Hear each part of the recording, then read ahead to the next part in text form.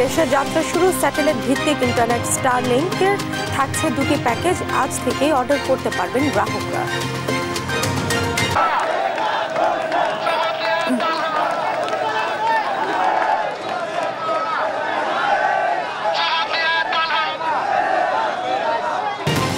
ইশরাককে দক্ষিণ সিটির মেয়র পদে দেখতে অনসমর্থকরা নগর ভবনে চলছে অবস্থান কর্মসূচি, ব্যাহত নাগরিক সেবা। তাদের বিশেষ কোনো উদ্দেশ্যকে প্রতিফলিত করার জন্যই তারা এই রায়কে প্রলম্বিত করছে বা এই রায়ের বাস্তবায়নে বিঘ্ন ঘটাচ্ছে। সুনামগঞ্জে বাড়ছে বজ্রপাতের প্রাণহানির সংখ্যা, ১.৫ বছরে মৃত্যু ৭৩ জনের। ক্ষয়ক্ষতি কমাতে নেই তালগাছ রোপণ সহ প্রয়োজনীয় উদ্যোগ। ভারতের নিষেধাজ্ঞার আখাউড়া স্থলবন্দরে স্থবির রফতানি বাণিজ্য, দৈনিক ব্যাহত ৩০ থেকে ৪০ লাখ টাকার পণ্য রফতানি, ক্ষতির মুখে ব্যবসায়ীরা। যেহেতু বন্ধ করে দিয়েছে সেহেতু আমরা তো জোর করে ওই ব্যবসা বাণিজ্য চালিয়ে যেতে পারবো না। আমরা প্রতিদিন ৩০ থেকে ৪০ লক্ষ টাকা রপ্তানি করতাম, কিন্তু বর্তমানে আমরা এখন সেটা থেকে অনেকটা বঞ্চিত হয়ে গেছি। দিনাজপুরে প্রাকৃতিক খাবারে কোরবানি পশু মোটা তাজা করছেন খামারিরা। ভালো দাম পেতে ভারতীয় ও মিয়ানমারের গরু আসা বন্ধে ব্যবস্থার দাবি। এবং পাকিস্তানের খাইবার পাখতুনখোয়া বেলুচিস্তানের সামরিক অভিযান, ভারতের মদতপুষ্ট সংগঠনের ১২ সদস্য নিহত, ২ সেনা প্রাণহানি। দেখছিলেন শিরোনাম। সংবাদ সকালের সঙ্গে আছি আমি জেসিকা বেদিন। বিস্তারিত। স্যাটেলাইট ভিত্তিক ইন্টারনেট সেবা প্রদানকারী প্রতিষ্ঠান স্টারলিংক আনুষ্ঠানিকভাবে বাংলাদেশে যাত্রা শুরু করেছে। মঙ্গলবার সকালে প্রতিষ্ঠানটির এক্স হ্যান্ডেলে বিষয়টি নিশ্চিত করা হয়েছে।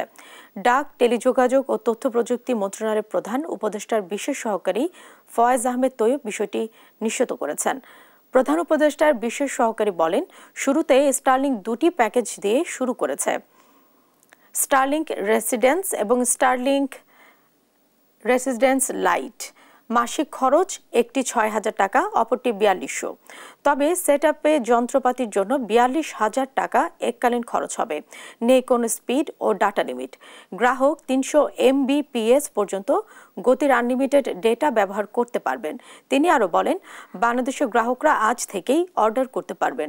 খরচ বেশি হলেও এর মাধ্যমে প্রিমিয়াম গ্রাহকদের জন্য উচ্চমান এবং উচ্চ গতির ইন্টারনেট সেবা প্রাপ্তি টেকসই বিকল্প তৈরি করেছেন। পাশাপাশি যেসব এলাকায় এখনো ফাইবার কিংবা দ্রুতগতির ইন্টারনেট সেবা পৌঁছেনি, সেখানে কোম্পানিগুলো ব্যবসা সম্প্রসারণের সুযোগ পাবেন। এনজিও, ফ্রিল্যান্সার এবং উদ্যোক্তারা বছরব্যাপী নিরবিচ্ছিন্ন উচ্চ গতির ইন্টারনেটের নিশ্চয়তা পাবেন।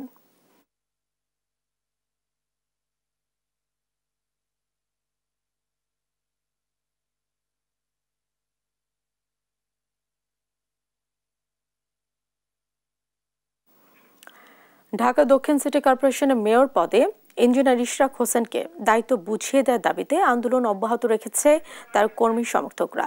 মঙ্গলবার সকাল থেকে নগর ভবনের সামনে অবস্থান নেন অনুসারীরা। সকাল 10টা থেকে 6ষ্ঠ দিনের অবস্থান শুরু করার কথা থাকলেও তার আগেই নগর ভবনের সামনে অবস্থান নেন তারা। বলেন, ইশরাককে দায়িত্ব বুঝিয়ে না দেওয়া পর্যন্ত কর্মসূচি চালিয়ে যাবেন। এর আগে সোমবারে বিক্ষোভ মিছিল ও ব্লকেট কর্মসূচি করেন ইশরাকের সমর্থকরা। এদিকে নগর ভবনে তালা ঝুলিয়ে দেওয়ার ব্যাহত হচ্ছে স্বাভাবিক কার্যক্রম, সেবা বঞ্চিত হচ্ছেন নাগরিকরা। ইশরাক ভাইকে তার প্লেসমেন্টে না বসানো হয়, তাদের বিশেষ কোনো উদ্দেশ্যকে প্রতিফলিত করার জন্যই তারা এই রায়কে প্রলম্বিত করছে বা এই রায়ের বাস্তবায়নে বিঘ্ন ঘটাচ্ছে। ইশরাক ভাই জনগণের ভোটে নির্বাচিত, সেই জায়গাতে সরকার, তৎকালীন অবৈধ সরকার ওই নির্বাচন ব্যবস্থাকে কিভাবে ম্যানিপুলেশন করেছেন তাও জানেন। এই মুহূর্তে যে সরকার ব্যবস্থাপনা আছে 24 পরবর্তী, সেই সরকার যদি যে জায়গাতে কোর্টের রায় দিছে এটাকে আপহোল্ড না করে। দর্শক, নগর ভবনের সামনে রয়েছেন আমাদের সহকর্মী তন্দ্রা তারুণ্য। আমরা যুক্ত হচ্ছি তার সঙ্গে। তন্দ্রা, অবস্থান কর্মসূচিতে নেতাকর্মীরা কি বলছেন?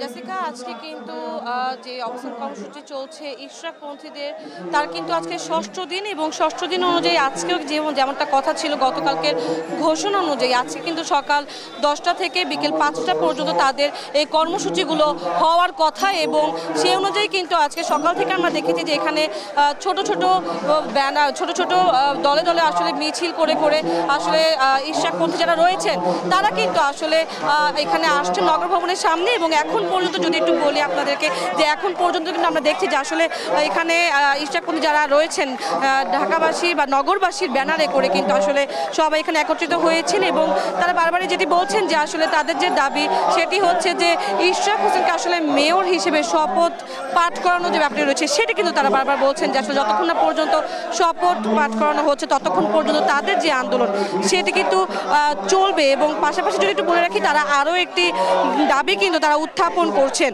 সেটি হচ্ছে যে তারা কিন্তু বলছেন যে আসলে যতক্ষণ পর্যন্ত না এই সরকারের আসলে যারা রয়েছেন তারা বলছেন যে এখন পর্যন্ত নিরপেক্ষতা বিসর্জন দিয়ে যারা একটি দলের প্রতিনিধি হিসেবে কাজ করছে তাদের অবিলম্বে পদত্যাগের দাবিও কিন্তু তারা করছেন। আমরা একটু চেষ্টা করব একটু এক দুজনের সাথে কথা বলতে, যে আসলে এই যে তাদের যে দাবি, এই দাবি না মানা হলে তারা আসলে কী করবেন এবং কোনো কিছু। ভাইয়া একটু কথা বলি, সেটি হচ্ছে যে আপনাদের যে দাবি, আসলে এই দাবি না মানা হলে পরবর্তীতে আপনারা কী করবেন?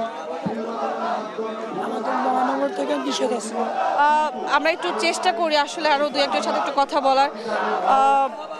এখন পর্যন্ত আসলে এখানে আসলে সবাই স্লোগানে এমন মুখরিত হয়ে আছে নগর ভবনের সামনে এলাকা, আসলে অনেকের সাথে কথা বলতে গেলেও তারা কথা বলতে চাচ্ছেন না, যে কারণে আসলে যদি একটু আপনাদেরকে একটু জানিয়ে রাখি, সেটি হচ্ছে যে এখানে কিন্তু এই কিছুক্ষণ আগেও আরও একটি মিছিল এখানে এসেছে, এবং এখন পর্যন্ত কিন্তু এখানে সকালে থেকে কিন্তু বেলা গড়ানোর সাথে সাথে আমরা দেখতে পাচ্ছি যে এখানে আরও বেশি পরিমাণে এখানে মানুষজন জড়ো হচ্ছেন, এবং সাধারণ জনগণ থেকে শুরু করে দলের নেতাকর্মী যারা রয়েছেন তারাও কিন্তু এখানে একত্রিত হচ্ছেন, এবং তারা প্রত্যেকেই একই দাবি তারা জানাচ্ছেন যে মেয়র ইশরাককে আসলে মেয়র হিসেবে তারা দেখতে চাচ্ছেন এবং শপথ পাঠ করাতে চাচ্ছেন।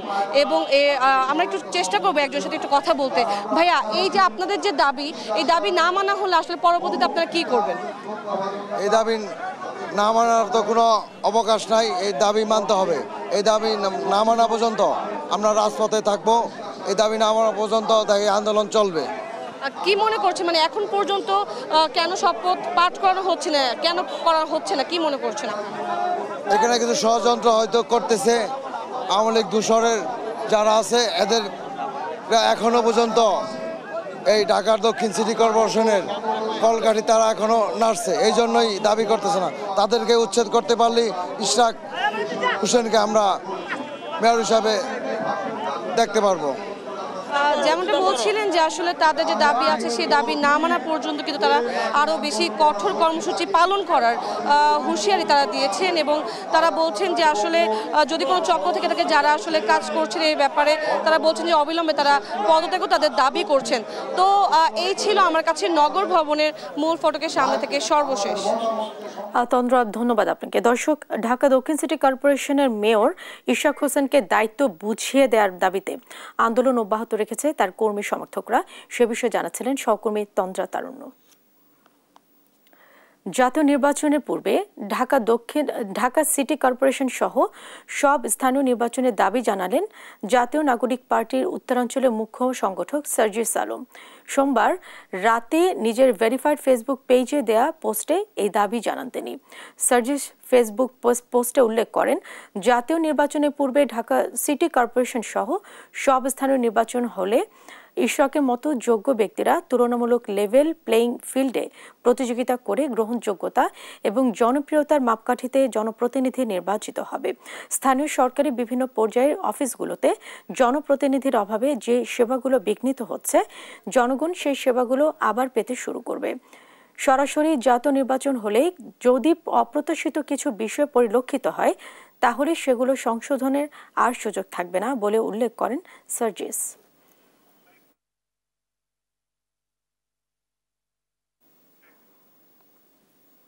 সংরক্ষিত নারী আসনের সাবেক সংসদ সদস্য ও সাতক্ষীরা জেলা আওয়ামী লীগের শিক্ষা ও মানব সম্পদ বিষয়ক সম্পাদক লায়লা পারভিন সেজুতিকে গ্রেফতার করেছে পুলিশ। সোমবার গত রাত 2:30টার দিকে সাতক্ষীরা শহরের নিজ বাড়ি থেকে তাকে গ্রেফতার করা হয়। সাতক্ষীরা সদর থানার ভারপ্রাপ্ত কর্মকর্তা ওসি শামিনুল হক জানান, তাকে বিশেষ ক্ষমতা আইন 1974 সাতক্ষীরা সদর থানার 25 নম্বর মামলার গ্রেফতার দেখে আদালতে পাঠানো হচ্ছে।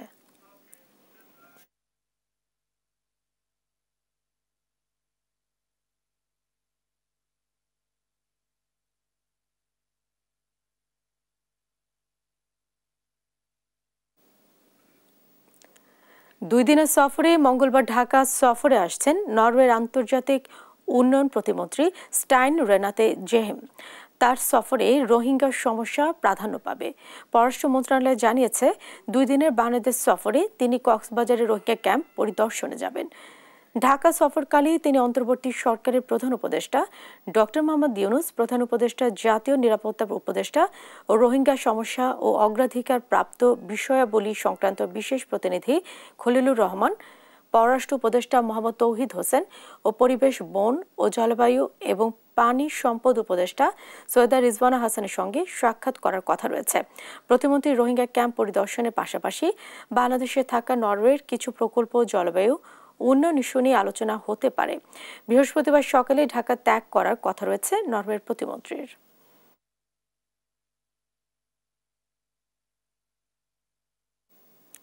স্থলবন্দর দিয়ে 6টি পণ্য আমদানিতে ভারত সরকারের দেয়া নিষেধাজ্ঞায় ক্ষতির মুখে পড়েছে ব্রাহ্মণবাড়িয়ার আখাউড়া স্থলবন্দরের রফতানি বাণিজ্য।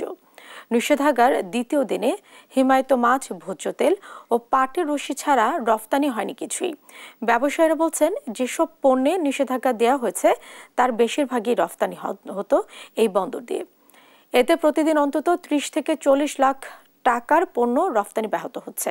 মেহেদিনুর পরশের প্রতিবেদন, জানাচ্ছেন টুম্পা আফরোজ। দেশের অন্যতম রপ্তানিমুখী স্থলবন্দর ব্রাহ্মণবাড়িয়ার আখাউড়া। এ বন্দর দিয়ে ভারতের 7 সিস্টার খ্যাত 7টি অঙ্গরাজ্যে প্রতিদিন হিমায়িত মাছ, শুটকি, ভোজ্য তেল, তুলা বর্জ্য, প্লাস্টিক পণ্য, পিভিসি সামগ্রী, প্রক্রিয়াজাত খাবার সহ 12 ধরনের পণ্য রপ্তানি হয়। তবে সম্প্রতি ভারত সরকার 6টি পণ্য আমদানিতে নিষেধাজ্ঞা দেয়ায় নতুন করে সংকটে পড়েছে এ বন্দরের রপ্তানি বাণিজ্য। নিষেধাজ্ঞা থাকায় এ বন্দর দিয়ে রপ্তানি হওয়া তুলার বর্জ্য, প্রক্রিয়াজাত খাবার, প্লাস্টিক পণ্য সহ পিভিসি পাইপ বন্দরে আসেনি। তবে দ্বিতীয় দিনে 44 টন হিমায়িত মাছ, 135 টন ভোজ্য তেল ও 19 টন পাটের রশি ভারতে রপ্তানি করা হয়। ব্যবসায়ীরা বলছেন, রপ্তানিতে গুরুত্বপূর্ণ ভূমিকা রাখা এসব পণ্য নিষেধাজ্ঞার আওতায় থাকায় প্রতিদিন 30 থেকে 40 লাখ টাকার রপ্তানি আয় কমেছে। এতে ক্ষতির মুখে ব্যবসায়ীরা। আমাদের তো আসলে আর কোনো কিছু করার ব্যবস্থা নেই, যেহেতু বন্ধ করে দিয়েছে, সেহেতু আমরা তো জোর করে ওই ব্যবসা চালিয়ে যেতে পারবো না। আমরা প্রতিদিন 30 থেকে 40 লক্ষ টাকা রপ্তানি করতাম, কিন্তু বর্তমানে আমরা এখন সেটা থেকে অনেকটা বঞ্চিত হয়ে গেছি। যেগুলা বিধি নিষেধের আওতায় পড়ছে, আমাদের এই পোর্ট দিয়া এই পণ্যগুলোই বেশি দায়িত্ব। দ্রুত সময়ের মধ্যে 2 দেশের কূটনৈতিক পর্যায়ে এটা আলোচনা করে আমাদের এই রপ্তানিটাকে সচল করা। এতে নিষেধাজ্ঞার আওতায় থাকা পণ্য বন্দরে না আসায় রপ্তানি আয় কমার কথা জানান এই কর্মকর্তা। এই পোর্ট দিয়ে ভারতে 30 টন এক্সপোর্ট হচ্ছে, আর নিচে ভারতেও নিষেধাজ্ঞার ফলে আগে যেতে প্রায় গাড়ির সংখ্যা অর্ধেকে নেমে আসছে। 2024-25 অর্থবছরে আখাউড়া স্থলবন্দর দিয়ে রপ্তানি আয় বেড়ে দাঁড়িয়েছিল 453 কোটি টাকায়। নিউজ ডেস্ক, দেশ টিভি। রাজধানীর ভাসানটেকে অভিযান চালিয়ে হিটলু বাবু গ্যাংয়ের প্রধান সহ 10 জন সদস্যকে গ্রেফতার করেছে সেনাবাহিনী। সেই সঙ্গে অস্ত্র ও গুলি উদ্ধার করা হয়েছে। সোমবার রাতে গোয়েন্দা তথ্যের ভিত্তিতে মাটিকাটা এলাকায় এই অভিযান পরিচালনা করে সেনাবাহিনীর একটি বিশেষ দল। অভিযানে নেতৃত্ব দেন ক্যাম্প কমান্ডার ক্যাপ্টেন মুশফিক এবং উপ অধিনায়ক ক্যাপ্টেন শারহান। পরে জানানো হয়, কুখ্যাত অপরাধী সংগঠক হিটলু বাবু গ্যাংয়ের প্রধান সহ মোট 10 জনকে সদস্যকে গ্রেফতার করা হয়েছে। অভিযানে তাদের কাছ থেকে 4টি আগ্নেয়াস্ত্র সহ 28 রাউন্ড গুলি উদ্ধার করা হয়।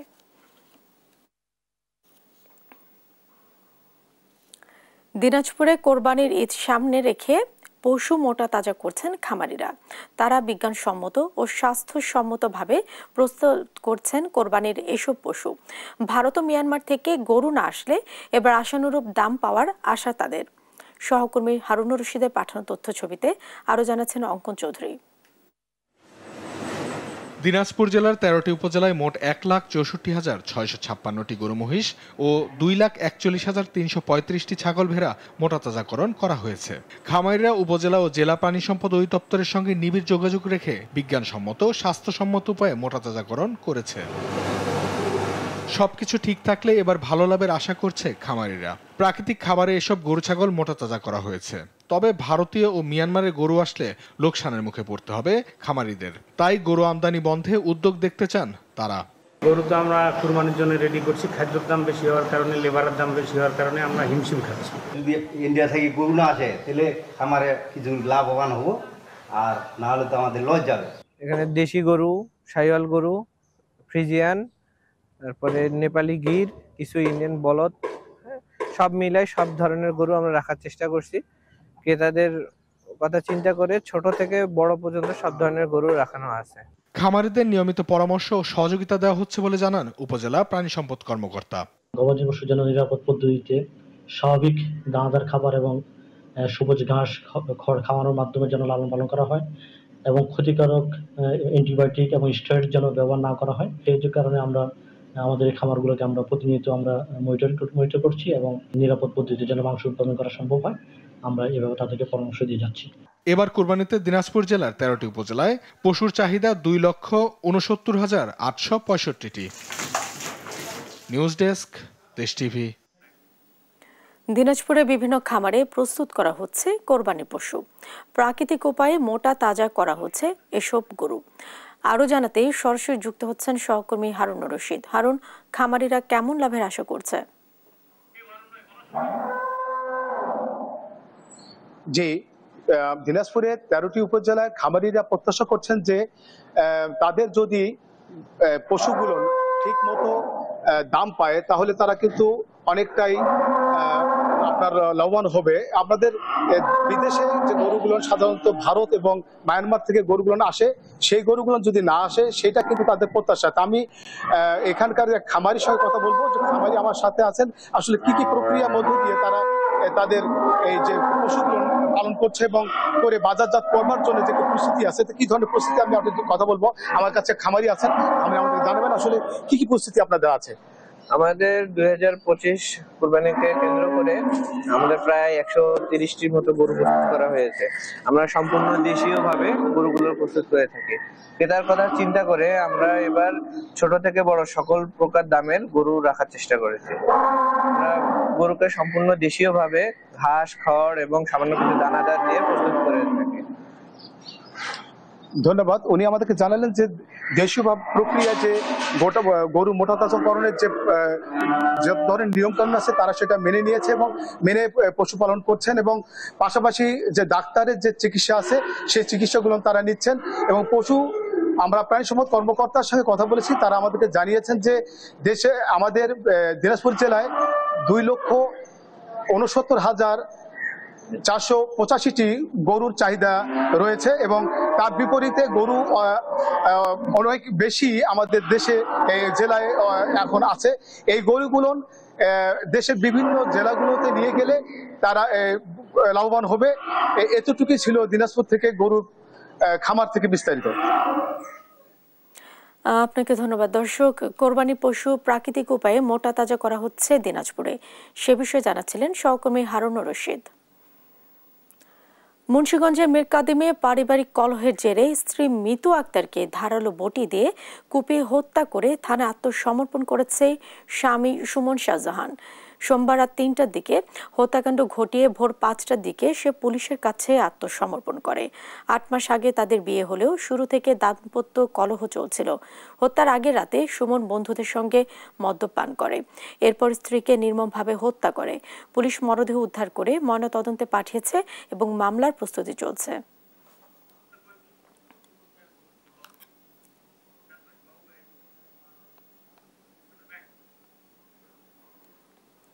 সুনামগঞ্জের হাওড় অঞ্চলে ধান কাটতে ও জলাশয়ে মাছ ধরতে গিয়ে বজ্রপাতে প্রতি বছর মারা যান অসংখ্য মানুষ। বছরের এপ্রিল থেকে জুলাই মাস পর্যন্ত বজ্রপাতে মৃতের সংখ্যা সবচেয়ে বেশি থাকে। গত ১.৫ বছরে এ জেলায় বজ্রপাতে মারা গেছেন ৭৩ জন। তবুও বজ্রপাতে প্রাণহানি কমাতে কোনো উদ্যোগ নেই। সহায়তা পাচ্ছে না হতদরিদ্র পরিবারগুলো। সহকর্মী শাহবাজ উদ্দিন মান্নার পাঠানো তথ্য ছবিতে আরো জানাচ্ছেন অঙ্কন চৌধুরী। সুনামগঞ্জের হাওরে নারী পুরুষ ও শিশু কিশোর সবাই ধান শুকাতে ব্যস্ত। বৈশাখের রোদে তারা ত্রিপাল ও খলার মাটি ব্যবহার করে ধান শুকান। জেলার প্রায় ১৩৭টি হাওরের চিত্র একই। কৃষক পরিবারগুলো সকাল থেকে মরাখলায় ধান শুকাতে আসে। বজ্রপাতের পূর্বাভাস না পাওয়ায় কৃষক পরিবারগুলো আকাশের রং দেখে আন্দাজে মাঠে কাজ করে। ঝড় বৃষ্টিতে তারা খড়ের ছাউনি বা আইলে আশ্রয় নেয়, যা নিরাপদ নয় মোটেও। শ্রমিকরা কোনো সুরক্ষা ছাড়াই মাঠে কাজ করে। প্রতি হাওড় লোকালয় থেকে ৫ থেকে ১০ কিলোমিটার দূরে ঝড় বৃষ্টিতে আশ্রয়ের অভাবে শ্রমিকরা বিপদে পড়ে। মাছ ধরতে গিয়ে জেলেরা বজ্রপাতে মারা যায়। গরু চড়াতে গিয়েও রাখালদের মৃত্যু হয়। গত ১৬ বছরে অবাস্তব প্রকল্প যেমন তালের বীজ রোপণ, বাসদণ্ড স্থাপন আর কিছু আশ্রয় কেন্দ্র নির্মাণে অর্থ অপচয় হয়েছে। কৃষকদের দাবি এসব উদ্যোগ তাদের কোনো ধরনেরই কাজে আসেনি।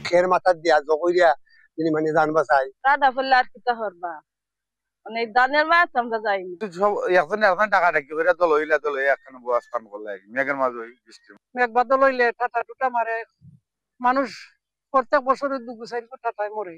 ঠাডা হইলে মানুষের ক্ষতি হয়, গরু বাছুর হাইরে হাসে তা গরু বাছুর তো ক্ষতি হয়, গরু বাছুর উপরে। তবে এ ধরনের প্রকল্প গ্রহণ অত্যন্ত ব্যয়বহুল এবং সময় সাপেক্ষ ব্যাপার বলে জানান জেলা প্রশাসক। আমাদের ত্রাণ ও দুর্যোগ ব্যবস্থাপনা মন্ত্রণালয় থেকে জানানো হয় যে যেটা দেয়া হচ্ছে যে মানে অ্যারেস্টর, লাইটেনিং অ্যারেস্টার, সেটার ক্যাপাসিটি খুব কম, খুব অল্প জায়গার মধ্যে এটার কাভারেজ, এবং এটা অত্যন্ত ব্যয়বহুল। আমার একটা হাওরের মোটামুটি আয়তন, গড় আয়তন আমার বিশ্বাস যে ২০ থেকে ২৫ বর্গ কিলোমিটার। তাই এর মধ্যে অনেক এই ধরনের বজ্র নিরোধক দণ্ড লাগবে, যেটা মানে অ্যাফোর্ড করা সরকারের পক্ষে হয়তো সময়সাধ্য ব্যাপার। প্রতি বছর বজ্রপাতে প্রাণ হারাচ্ছে অসংখ্য মানুষ, তবুও নিরাপত্তায় নেই কোনো ধরনের কার্যকরী পদক্ষেপ। তাই দ্রুত কার্যকরী পদক্ষেপ দেখতে চান হাওরবাসী। নিউজ ডেস্ক, দেশ টিভি। ঢাকার হযরত শাহজালাল আন্তর্জাতিক বিমানবন্দর থেকে উড্ডয়নের পরপরই টার্কিশ এয়ারলাইন্সের একটি প্লেনের ইঞ্জিনে আগুন ধরে যাওয়ার ঘটনা ঘটে। তাৎক্ষণিক বিষয়টি টের পেয়ে পাইলট প্লেনটি জরুরি অবতরণ করেন। প্লেনটিতে ২৯০ জন যাত্রী ছিলেন। মঙ্গলবার সকালে এই ঘটনাটি ঘটে। দেশ টিভিকে সিভিল এভিয়েশন কর্মকর্তা জানায়, টার্কিশ এয়ারলাইন্সের TK713 ফ্লাইটটি হযরত শাহজালাল আন্তর্জাতিক বিমানবন্দর থেকে সকাল ৭টার দিকে ২৯০ জন যাত্রী নিয়ে তুরস্কের ইস্তাম্বুলের উদ্দেশ্যে রওনা দেয়। উড্ডয়নের ১৫ মিনিটের মাথায় পাইলটের একটি ইঞ্জিনে স্পার্ক দেখতে পান। পাইলট প্লেনটি দ্রুত অবতরণের সিদ্ধান্ত নেন। এই অবস্থায় প্রায় ১.৫ ঘন্টা আকাশে চক্কর দিয়ে তেল পুড়িয়ে ৮টায় জরুরি অবতরণ করেন। যাত্রীদের একটি হোটেলে রাখা হয়েছে।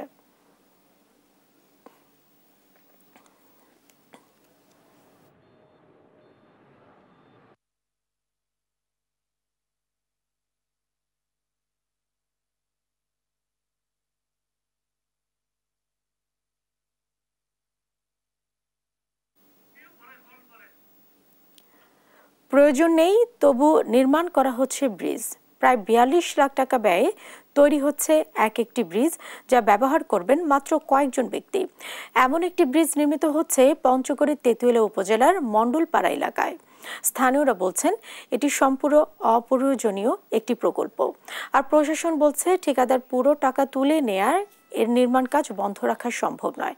সহকর্মী রাশেদুজ্জামান বাবুর পাঠানো তথ্য ছবিতে অঙ্কন চৌধুরীর আরও একটি রিপোর্ট। পঞ্চগড়ের তেঁতুলিয়া উপজেলার তিনরাইহাট ইউনিয়নের মাগলপাড়া এলাকায় ত্রাণ ও দুর্যোগ মন্ত্রণালয়ের অর্থায়নে তৈরি হচ্ছে একটি ব্রিজ। ব্যয় প্রায় ৪২ লাখ টাকা। কিন্তু এলাকাবাসীর অভিযোগ, বাস্তবে এই ব্রিজের কোনো প্রয়োজন নেই।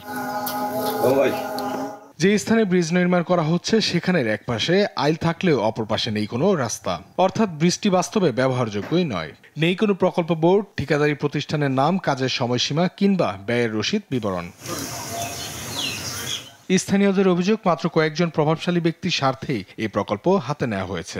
সাধারণ মানুষ এই সুবিধা থেকে বঞ্চিত থাকবে বলে আশঙ্কা করছে তারা। ব্রিজ হচ্ছে, এক পাশে রাস্তা আছে, এক পাশে রাস্তা নাই। ব্রিজ হলে কিছু ফসল আনা নেয় সুবিধা হবে ঠিকই, তবে সেটা মাত্র কয়েকজন ব্যক্তির জন্য, সাধারণ মানুষের তেমন উপকার হবে না।